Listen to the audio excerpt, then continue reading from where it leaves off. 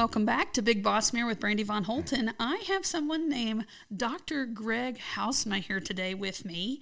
And Greg has been in my life for, 10, 15 years with horses. He's always been a little bit too far away to be my normal vet, okay? Because we used to live in a town called Higginsville, and at that time I had a veterinarian named Dr. Shockley that was really close. And then now that we live close to a town named Sedalia, and we're in Missouri, he is in a town called Warrensburg, so it's over an hour away. But I use Dr. Houtsma for some crazy cool stuff. Whenever we've had a horse that had an eye injury, we've used him. And we've also used him for lameness. That's where I met him first, was a lameness of a horse named Chalkboard. And Chalkboard is the main character of my third children's book. Her theme is all about how having a bad childhood doesn't define you as an adult. That's where I met him, was with that black mare. And now I see him because I have been doing some buying and selling of horses, and I'm needing to make sure that their teeth are done super well. So Dr. Houtsma is always worth the drive, and he helps me out with difficult situations with horses. So I thought, you know what, if I just love Dr. Houtsma, and he helped us this year because we had a mare that was trying to colic. And he came in on his day off to help save the day of our polka-dotted Appaloosa that so many children love. So I thought I would invite him on to this podcast so you can see one of the professionals that we have in our life that we adore.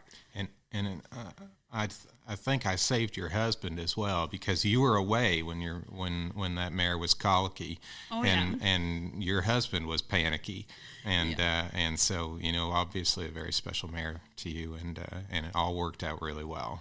Well, I don't know if that's a special mare to me. That mare is very special to my husband. I joke because I say that my husband bought a horse that's just like his wife, because she's got a little bit of an attitude. She actually has a larger chest, aka, no, not a chest, it's breast. She has larger breasts. Then she's kind of pretty, but then underneath it, she's got some issues. Like, she's had her jaw broke. I've had my jaw broke. So, I joke that my husband has a horse that's his wife. So, and she's chubby. She's always chubby. But I will tell you, he loves you both. Yes, he loves that horse so much. And I'm over here like, Peppercorn.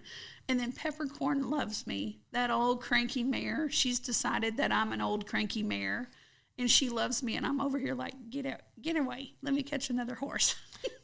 and I can say from doing this for many, many years that it is absolutely wonderful to have a husband that has something that they love about their wife's passion, because many of my clients are women, and they love their horses and they love their husbands, and the husbands sometimes have a hard time loving all of that back. And so if they have a horse they love, that's fantastic. And if not, I tell a lot of these women, go ahead and let your husband pick out a nice new tractor to drive, because he'll be thrilled to drive around the farm and do all these things and be on his awesome tractor. And tractors aren't cheap, but it's a good investment to have a happy other half of the equine component. Okay, that is so ironic that you talk about this tractor, because I just acquired a new horse, and that's going to put us at 6 in the pasture. Okay, and that's more than what we need, but horses are kind of like potato chips. A lot of time you have way more than what you do humans to ride them. But I had to negotiate me getting this horse with, I want to get you a new cab tractor. Like, we've got to pay off a couple of things, and once those things are paid off, I was like, think about that cab tractor, and that's so much more than what this horse is going to cost. And I'm just talking about the purchase price. I'm not talking about the vet care and the farrier. But he's just like, that's not comparing apples to apples. And I was like, you know how many horses we could get for that cab tractor? But, once he's in that cab tractor, he's going to help me do my hay for my horses. It'll be fantastic. Yeah. Well, he needs a cab tractor because it's just so dusty, and having that sun come down on you, it's just too much. Cab tractor's got to be the way it is. Ladies, if you want a happy husband, they need a skid steer, okay? And they need a bunch of attachments for it. And then they need a cab tractor, okay? You only get one life, get the cab tractor. Good decision. Very good advice. Okay, so the name of your business is Warrensburg Animal Hospital. Yes. And you were not originally from the United States. So tell us where you were from and where you went to college at and when you graduated. Yep, you bet. So I grew up on the east coast of Canada in Sackville, New Brunswick. It's a province that's a little bit northeast of Maine. And I grew up there. I went to university in my hometown at Mount Allison University, graduated from there in 1992, and then went to the Atlantic Veterinary College at the University of Prince Edward Island. Really not all that far away, maybe 50 miles, but it took you 3 to 4 hours because you had to take a ferry from the mainland, from New Brunswick to Prince Edward Island. And so it was a 4-year program. I graduated from the Atlantic Veterinary College in 1996. And I really wanted to do horses. I wanted to practice with horses. And so we didn't have an extensive equine population on the east coast of Canada. And so I migrated south and worked in the United States since 1996. I've been a couple of different places. I first went to Illinois and then went to southwestern Virginia and then back to a different spot in Illinois and then to Missouri, to Columbia for about 4 years. And then in 2004 moved to Warrensburg. And I got to work at every place I worked. I worked with great people. I learned a lot, and so I had good mentors, and that really helped. Teach. I learned a lot of things from those people, and it was a really great start. Do you think you learned more on the job or more in college? There's the things that you learn on the job are often not what you learn in college. Right. When you can know your medicine and know your surgery, but if you cannot communicate that well, then you're not going to be an effective whole picture veterinarian. Okay, so I have had that experience with clinicians here. Some clinicians can train a horse, and it's just this beautiful relationship, and then they cannot talk to a person. They don't have the right emotions, the right words to articulate, or they come across pretty harsh. So being a good communicator is such a valuable skill, and having compassion and then making sure that what you want to convey is what is perceived. I started doing with some of my horseback riding lessons, I do an equine logbook, and now I sell those on brandybonholten.com and horsemanshipwithbrandy.com. But I was making them, we would take a lesson, then before they could take their next lesson, I had to read over what they had learned. And there has not been a time that I didn't see an area where what they had heard and processed was how I exactly meant it, or they would emphasize on something that I didn't emphasize, and then they would have something that had too little written down that was really important. So that's the way we always started our next lesson, because communication, without it, you can't do anything, especially in the practice that you're in. It's whenever they come and see you, if it's yearly stuff, that's not high emotions.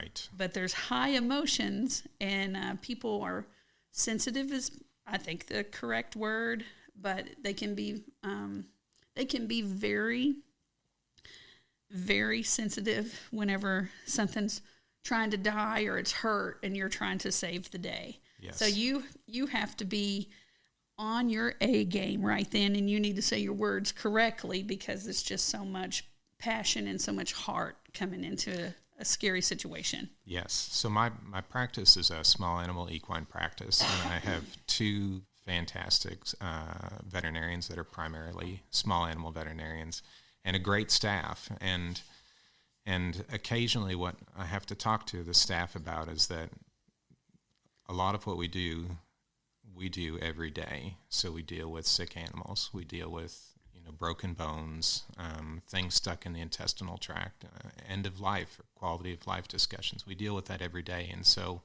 we have to remember that, especially for the end of life discussions with people, this is such a monumental day for them in terms of an animal they've had for a long time, they deeply care for. And so we just have to remember, although it's an everyday occurrence for us, it is something, that has to be so carefully dealt with and special with, for these owners. And so I think we do a good job at that, but it's something that we always have to remember. I have to remember with our equine trail riding facility, we host all of these events called like Chicks in the Sticks, and it's an all-inclusive women's event. And then we'll host an event that's Country Tough Trail Versatility. Well, I have to remember that people are here for vacation. But we're stressed out because a lot of times people view us as a hobby and, I need to cancel this, I need to cancel that. And we're like, oh my gosh, this is our income. We have to be like, yay, we're so happy you're here. Or they might have had to, there's so much time and effort that goes into leaving your house. And then they will come in here and do like an all-inclusive vacation. But I have to remember they have, typically they have a spouse they left at their house, or they left other animals there. They had to, with the cost of fuel, they had to budget that. So it's not just the cost of our event. There was so much time and effort that came into them being here at Von Holten Ranch that I have to make sure if I'm having a bad day or I'm stressed, I've got to put that away and be like, heck yeah, Right. And then also, Country Tough Trail Versatility, it's a competition where they do three things. They do a ranch horsemanship pattern, they do actual trail riding, and then they do natural obstacles. Well, you know what? There's only one blue ribbon per division.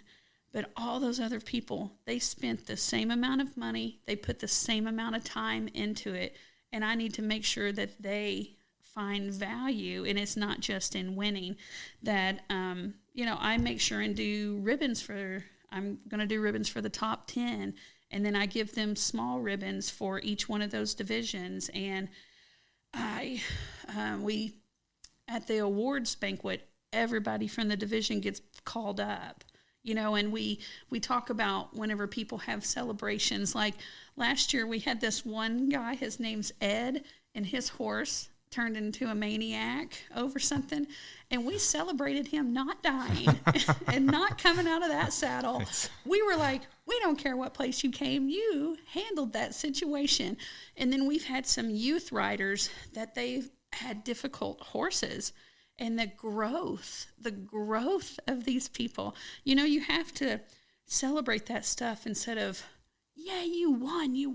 Right. We have to be like, you didn't die, right. And your horse was less bad. That's great. Look at all that's going into that.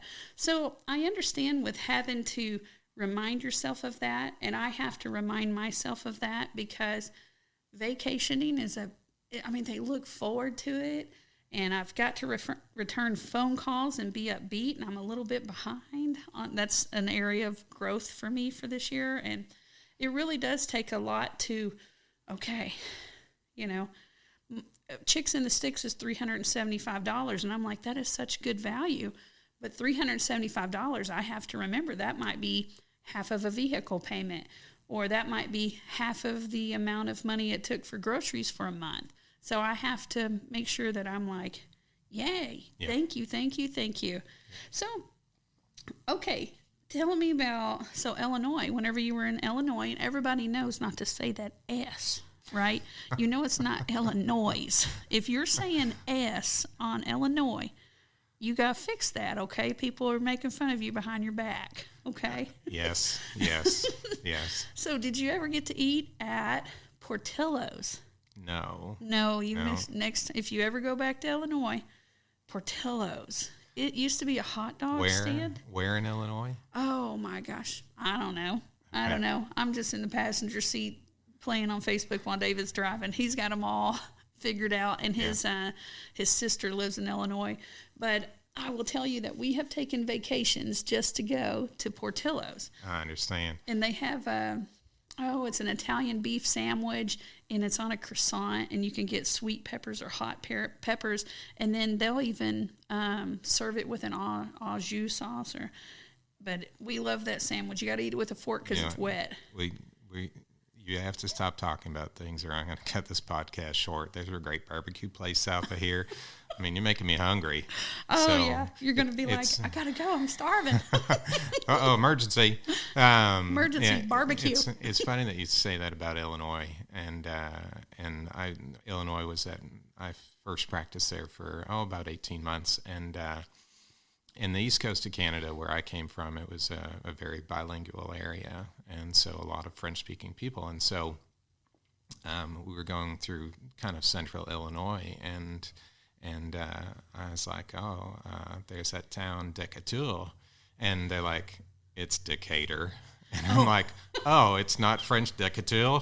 And they're like, it's Decatur. So, at least I got the Illinois part right. Okay. All right. Well, good. Yeah, you didn't say that S. Now, living in Virginia, I've been to West Virginia. I take it that it looks a lot like Virginia. It was. So we were down, the practice was just off of Interstate 81 and about 20 minutes outside of Blacksburg, Virginia, where the University of Virginia is.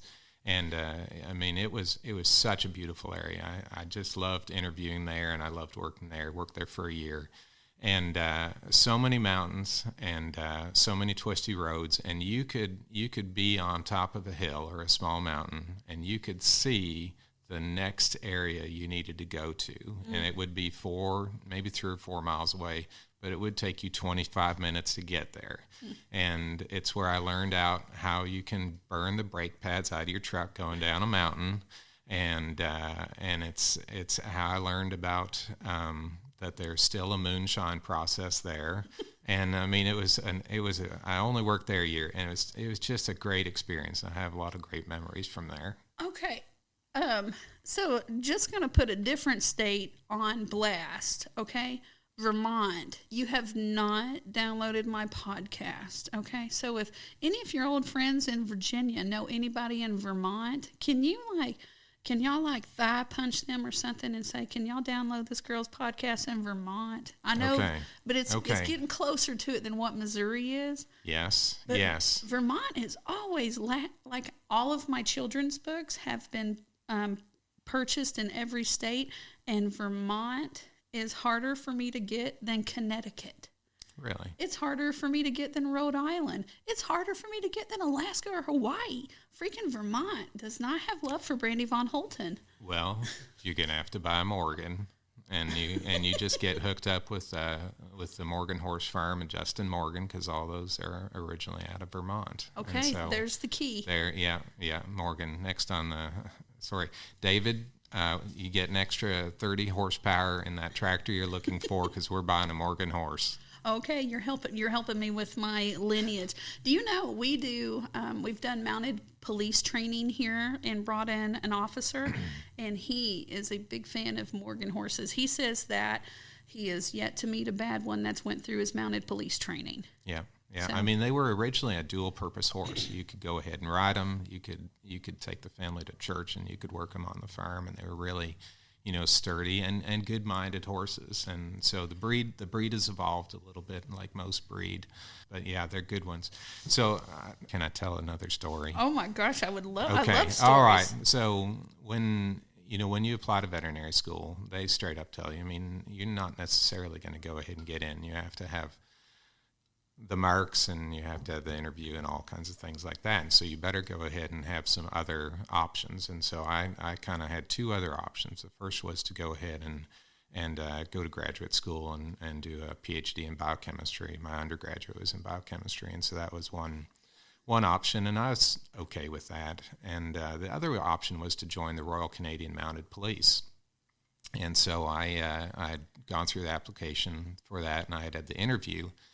And 2 weeks before I was to hear back from the veterinary school application process, the RCMP called me and they said, "You have been selected, and we want you to go ahead and join this troop. You're going to go out west to Western Canada, go through the training." And RCMP is great training, and so, I wrestled with it because I liked the RCMP, but I wanted RCMP. Yeah, Royal Canadian Mounted Police. Okay. Yep, the Mounties. And so I, I hadn't, I still had 2 weeks to hear back from veterinary school, and so I just wrestled like, what do I do? And I held out for veterinary school. Unfortunately, it worked out. So now I'm a veterinarian, but we're thankful. If I can just say this, we're thankful for all our law enforcement, our first responders, our military. We're just really appreciative of all they do. They do wonderful things for us. Every day they put that uniform on, knowing that they might not come home that night. Yes. I don't put my uniform on and think that. You don't put your uniform on and think that. Nope. And they see people on the worst day of their life. Yeah. It's hard to, I'm going to do that again tomorrow. Yep. Yep. It's for really, sure. They've we have police officers that come here, and we've had police officers that get married here. And whenever they do, they cut up. We're so happy to have them here and have them in a relaxed state, and I sure do appreciate them. We get a bunch of nurses also. Oh, very good. Yeah, if I'm sitting around a campfire and I hear the F word or MF word or some other stuff, I'm like, are you a nurse, a teacher, or a police officer? Just because they're relaxed, I understand. And usually I'm right about that. Hey, I almost was a police officer for a town called Overland Park. Mm-hmm. And there was like not 300, but 200 and some odd people that applied. And I was in I don't know if I was third or sixth. I don't remember right now for the people they called back because of all of my extensive fighting. I fought internationally, and then I used to compete in powerlifting, and then I've got a bunch of pieces of paper from colleges and stuff. However, I got 2 speeding tickets in the same week for this same amount over, and I hired a lawyer to get them reduced down to a non-moving violation. Uh-huh. Well, he didn't realize there was 2 because it was for the same amount over, so it's a failure to appear. Oh. So a failure to appear is a warrant for your arrest. But it doesn't happen until you're pulled over for something goofy and then you get arrested. Mm-hmm. So they had to take me out of the hiring process because I had a warrant out for my arrest, but I didn't know it. It was fixed within 45 minutes, but they had to take me. Too funny. They had to take me out of the hiring process, but I was one of their top people because I had scored so well on that. Wow. Congratulations. Yeah, well, thank you. And I'm so happy about those speeding tickets and that accident by the lawyer because, he just messed up his paperwork. Right. It was the same amount over and it's in the same week. Brandy, 2 speeding tickets in 1 week for the same amount over. Yeah. I mean, your lead foot obviously has just the same amount of weight to get you to that speed. Yeah. So. Yeah, that right. Some people learn through words and some people learn through scars, and I apparently needed a little scar instead of some words, but it worked out. I'm so glad that happened because I would have been a police officer. We wouldn't have bought the family farm because I would have done that. We would have had to live there, and then here we are. So I'm happy about that speeding ticket. Yeah. Very good. So can I tell another story? Oh my gosh, okay. You don't have to ask. I love your stories. Okay. Well, I don't have to raise my hand either. Okay. All right, so you talk about scars and learning from things. So I was late this morning, And what really gonna set me late is that my daughter, she's 16, and backing out of the driveway, the old farm truck was close to the little car that she drives, and she wasn't paying good enough attention, and now the car's got a pretty good scar on it. The farm truck is fine, but the car's got a pretty good scar on it all the way down the driver's side, and of course she's upset about it, and the car's fine. I met her, and I was like, okay, well, you can turn in either direction, and the brakes work, and the door makes a little noise when you open it, but it's going to be fine. And so I'm like, I talked with my wife, and it's like, well, thank goodness, this happened in our driveway, and you know what? She's going to be on the lookout anytime she backs out a whole lot more than she was before. And so, it's an older car, big deal. You know what? She's all right. We're fine. Everything's okay. Yep. And well, I'm glad nobody else was involved. Yeah. Like, you don't have to deal with anybody else's insurance. Nope. It's just your stuff. It wasn't a pedestrian. She wasn't moving fast. I mean, it was like the perfect accident. That's right. So she's a whole bunch of learning what happened. Yeah. She's like, are we going to fix the car? And I'm like, it's only really worth about $7,000, and it's still completely drivable. And so you talk about scars. That scar will be on the car for a while. It's going to be fine. Oh yeah. Every time she'll look at it, she'll be like, "Oh, I need to look what I'm doing." A little bit there. Yeah. So you said you've got a 16-year-old daughter. Yeah. You have 2 children. Yes. What's the other one? Yeah. The second one's 11. Yes. Okay. Yeah. So you had kids later in life. I did. Yes. And is the 11-year-old a daughter or son? A daughter. Okay. Yeah. Yeah, You can't win. You got 2 daughters and a wife. I always just wanted to have daughters. I didn't. I know that I always think I was a difficult son or had a difficult relationship with my father, and so I wanted daughters, and so I got the daughters, and so now and now, as I have a 16-year-old and an 11-year-old, I'm like, We're and difficult. I don't really want to admit that I was wrong or anything, and I'm still glad, but they do provide additional challenges. But my wife does a great job. She is open to communication. I think those are words, open to communication, and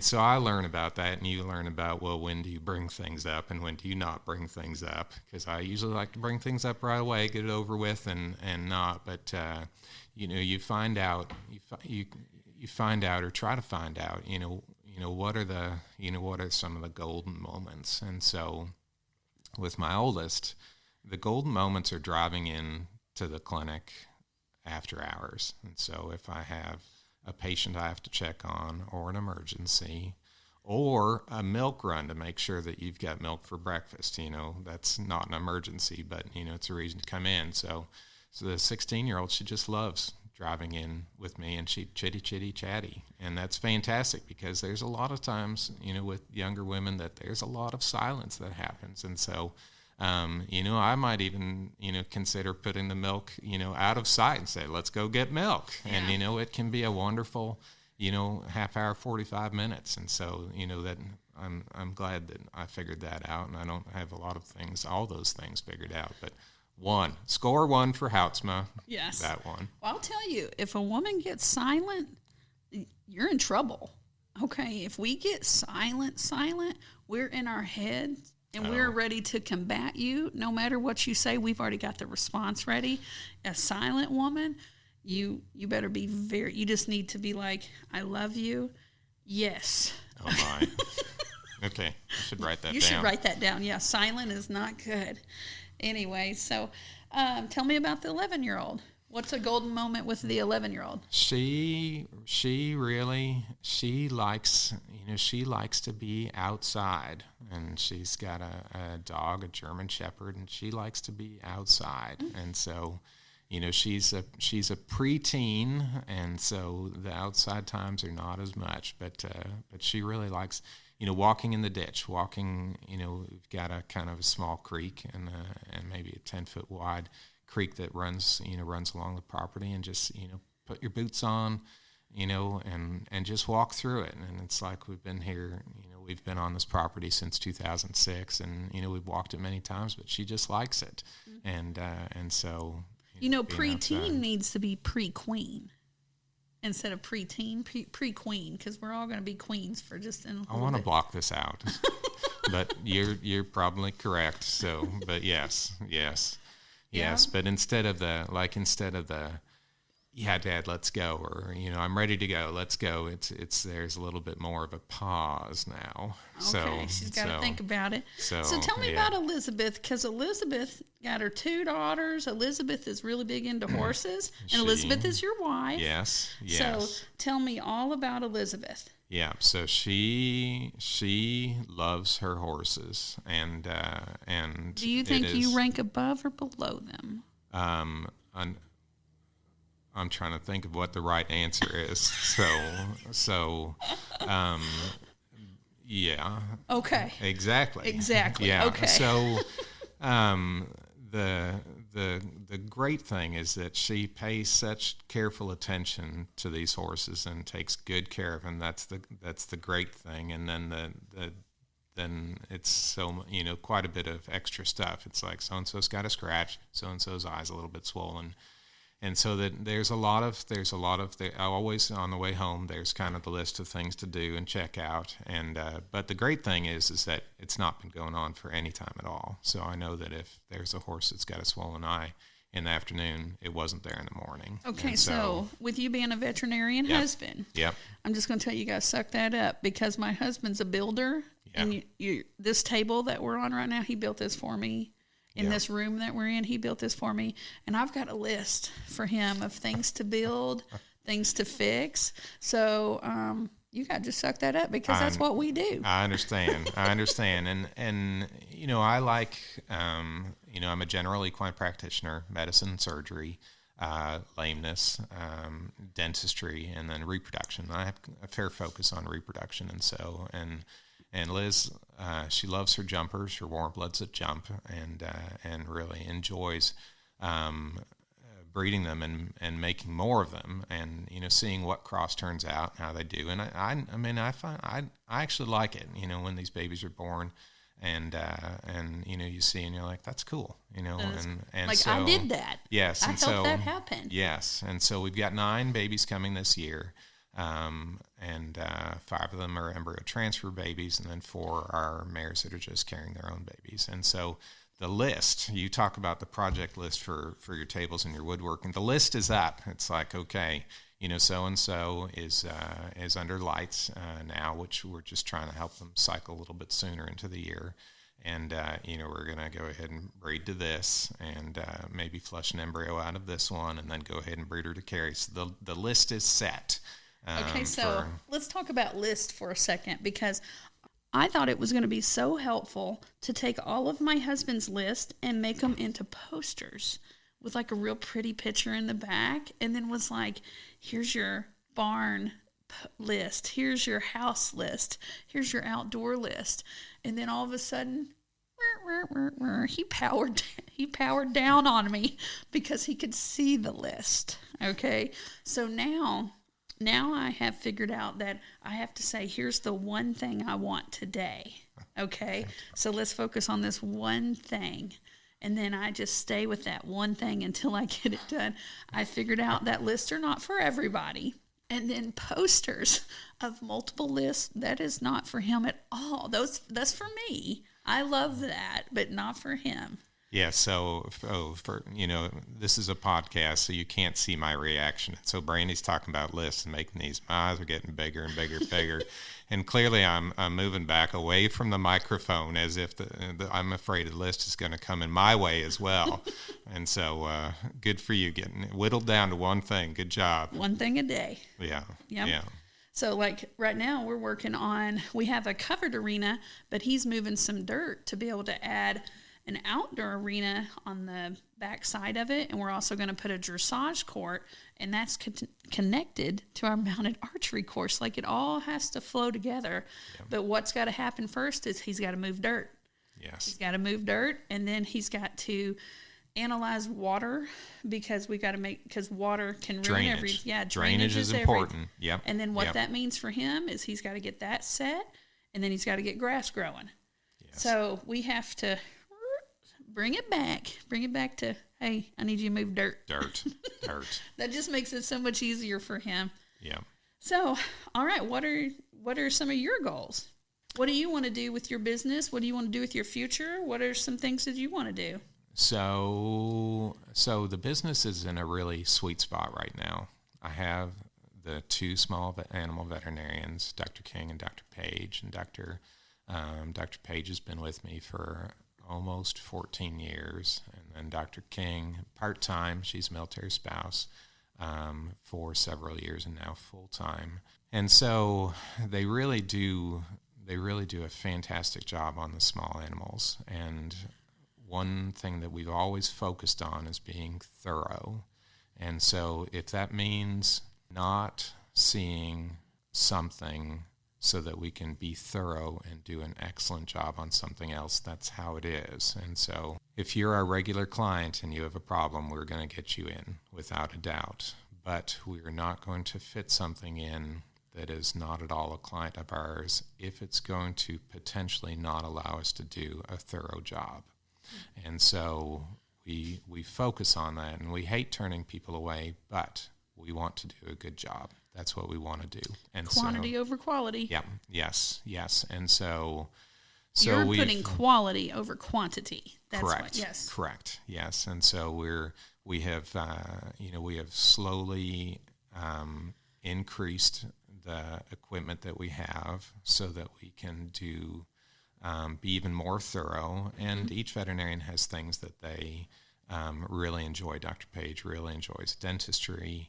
And so we've got everything she needs to go ahead and do all kinds of cool dental things. And then Dr. King really enjoys abdominal ultrasound. And so we purchased a high-definition ultrasound so she can really do really an excellent job at imaging. Okay. And so it's very efficient. They're doing that. And then now I do almost strictly equine work. And so I kind of do my own thing. And so recently, I upgraded my X-ray machine to a wireless digital machine, from a digital to a wireless digital, and so really what now I have to get used to it. The taking of X-rays is straightforward. The reading of X-rays is straightforward, and now it's all the technology of learning a new system, which I'm mature now. I'm over 50. I'm mature, and thankfully, Brandy's not disagreeing with me, and there's nobody here to disagree with me right away, immediately. So anyways, technology is not always my thing. I don't always love it, but so to get that up and running and going and is kind of one of the things scary. I want to do. And so, and then there's we always have to do continuing education, and our big equine practitioners conference was in late November in San Antonio this year, and so there's some cool topics. So that I came across, some dentistry topics, and then also some reproduction topics, and so things that I'll look into trying, because as you go through practice, much of the things that you do, you're doing a great job on, but you often have to say, well, how can I do it better? How can I do it better? It's, maybe it is as good as it's going to get, but how can I do it better? So you go to these continuing education events, and you get the opportunity to see how potentially other people are doing it, some of the new research that's coming out, and you're like, cool, I've been having a problem. I feel like there's been a better way, should be a better way to do it. Let's try it. And, and if you can even, call one person and say, your miniature horse with this tooth that it's been the devil to me, but I went to this conference. They had this new tool that this manufacturer had made. Bring your horse. I'm pulling that tooth out now. We can better access it to go ahead and get to it. And so, a lot of people do not do continuing education, or they do the bare minimum, or they don't really embrace it like they need to. And you know what? If you're not growing, you know what? Then you're stagnant water. And stagnant water is dangerous and it stinks. Right. Okay? So that's a good way to put it. Don't be stagnant water. Yeah. You have to continue to grow.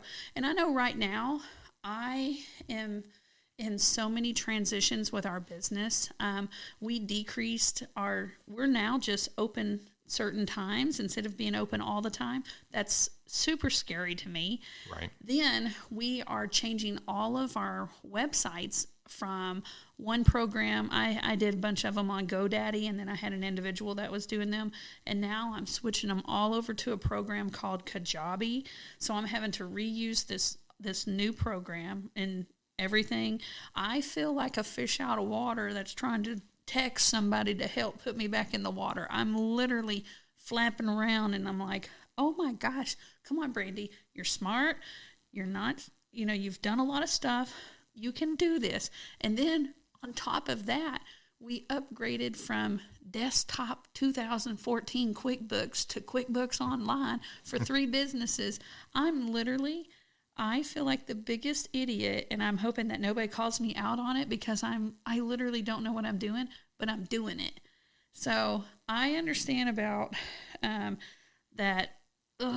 You're like, come on, you can do hard things, but that churn in your gut of like, okay, I've got to figure this out, and I don't have enough time to not know how to do it. Like, you've got to know how to do it. Right. So yeah, it's a real struggle. It's struggle. So here we are. People think, oh, cowgirls, cowboys, veterinarian that focuses on horses, reproduction. Well, they're going to think that that's not like a technology-driven job, or that we're not a technology-driven job with us owning a trail riding facility. They think we just trim trail, scoop poop from stalls. And I'm over here like, oh, no, I just got software to be able to put my logo on videos, and I'm working on being able to take payment through Google or through Apple Pay. Yes. And and then I have to have different shopping carts for things online between knowledge commerce and between physical products. So like I'm so freaking high-tech redneck, it ain't even funny. Oh my gosh, I need an assistant so bad. My assistant will need an assistant for all the stuff that we're trying to do. Excellent. I mean, that's great to have that growth. So growth / scariness. Yes. Yeah, I'm a scaredy cat already. So how do people find your business? I think that currently, and you talk about technology, I think currently it's a lot through Facebook. Mm-hmm. When we started, in 2004, you did yellow books, or the yellow pages in the phone book, and then that's changed, and now people just find you. I think that they just Google for the small animal part. They Google, small animal veterinarian Warrensburg or veterinarian Warrensburg, because they're mostly small animal, and they just pop up that way. And then I think for the equine stuff, a little bit on Facebook, but more word of mouth locally. Yep. Well, this is a big word of mouth. I got a big mouth. So I'm all like, Dr. Greg Houtsma. And I always take photos whenever I'm there. And I've got you in some compromised positions because you're cleaning my horse's sheath, or you're in their mouth, or you're in their eye. Yeah. Or you're looking at a poop slide, a fecal sample. Yes. If you come for reproduction, my arms are other places. So yeah. It's hard to get a good photo. We just need to have you like hold the horse's head and smile, so it's like a prep. Like a beautiful photo instead of in something. That. So there's a photo that's going to come up once a year on my wife's farm page. So her farm is called Hillside H Ranch, or our farm's called Hillside H Ranch. She's got a Facebook page. And usually we start the breeding season on the 15th of February, right around the middle of February. And so that's cool. It's Valentine's Day. Right around it.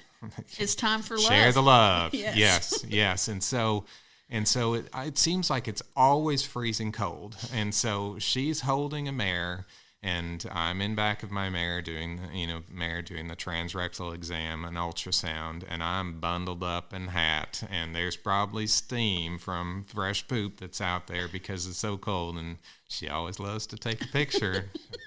Breeding season has commenced, and so, yes. Tell me the name of y'all's, that's her, where she sells the babies? Yes. Okay, tell us that again. Yeah, Hillside H Ranch. Okay, what's the H? Just H for Houtsma. Okay, yeah. Houtsma. Yeah. Sorry, I was really dumb for a second. No, it's funny.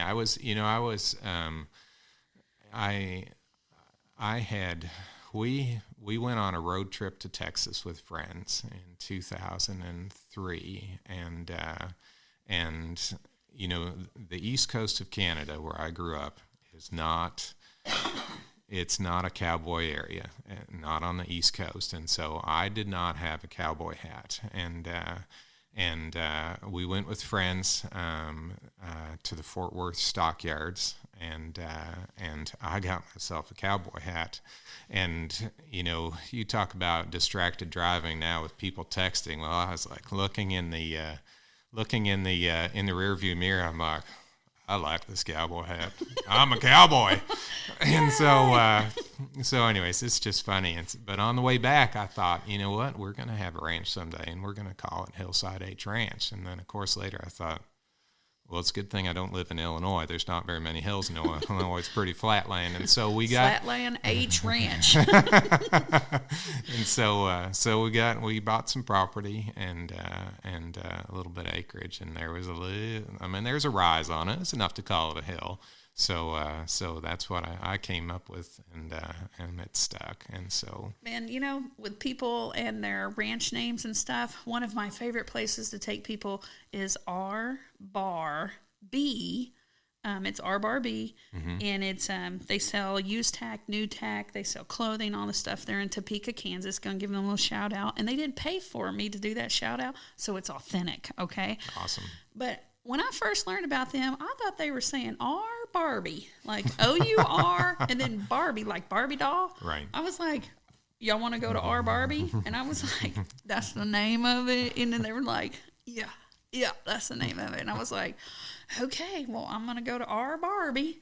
But then I was like, oh, R Barbie. Yeah. It just took me a minute, okay?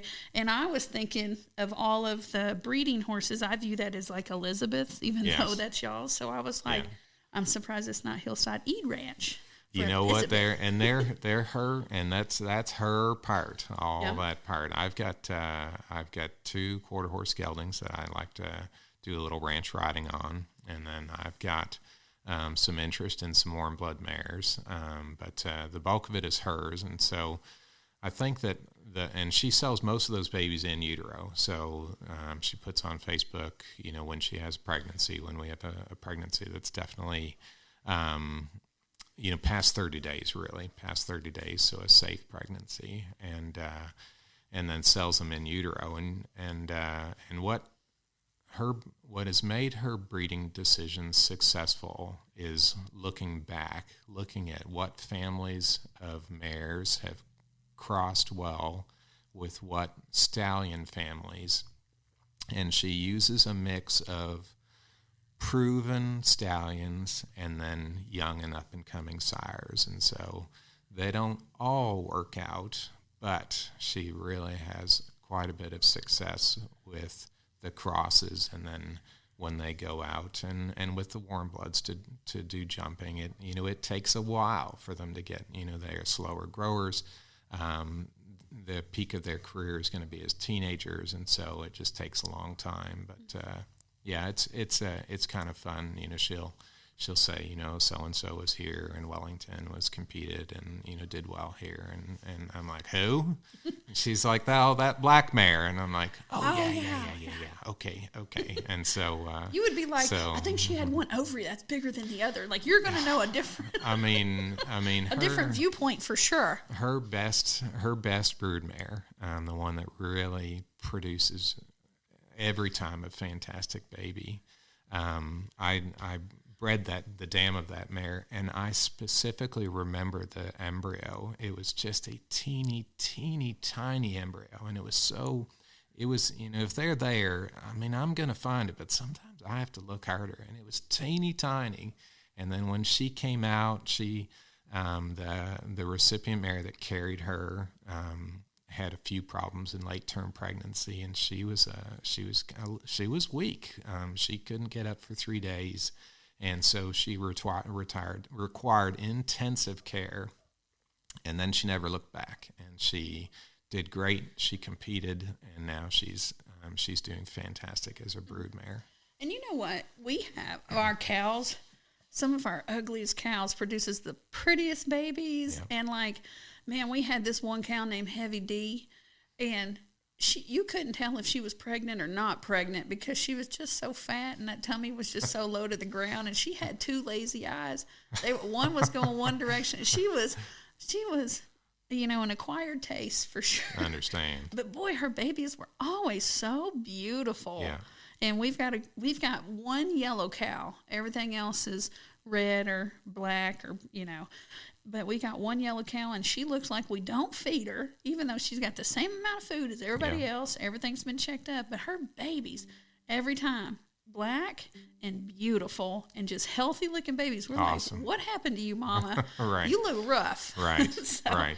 So they can find you. Warrensburg Animal Hospital. This was Dr. Greg Houtsma. And any parting words, anything that you see that would be like suggestions of things that you see in the horse industry? I think so thanks for having me on. First podcast. I'll come back. Yeah. I have stories, and sometimes I like to talk. But I think the parting words are to have a regular relationship with a veterinarian or 2 veterinarians. Have some, 1 or 2 veterinarians familiar with your horses or your small animals. So if you're in a pickle, you have somebody that can take care of things, and you're not hunting for somebody in an emergency situation. So that's really have a regular relationship with a veterinarian. Right. We have 2 veterinarians. Yep, absolutely. We love our veterinarians. You know what? And oh my gosh, everybody's got an opinion, and we just love the heck out of y'all because you've helped us out. Our other vet has helped us out. We have 2 farriers. Yep. We have one that loves to do the mules and stuff, and then we have one that doesn't, but then the one that doesn't like to do the mules does so well on our stock breed, like our quarter horses, and just excellent professionals. We have there's a lot of things that we have in 2s, and it just works out that way. I thought that people would be upset, be like, oh, she's not loyal. But I'm like, oh, no, we you don't like to clean sheaths. My other vet loves to clean sheaths. You know what I mean? You could get to choose what you like to do, and we work with that. That's like with having a trainer. I like to have a primary trainer to help me with growth, and then I like to sprinkle other little people in there because then it just helps you. Whenever I used to do a whole bunch of fighting, I had my main fighting instructor, and she would take us to other people. They would say something that she's been saying for the last 8 months, but since they said it differently, I would give them credit almost, just because it just helps out. Yeah, I don't ever just one and done because I want to... I've got other needs. I want to grow. Different perceptions, different levels of experience, and different experiences. Yep. So it just works out. Everybody has strengths. Everybody has strengths. Yeah, most definitely. All right. Well, thank you for tuning into Big Boss Mare with Brandy Von Holten.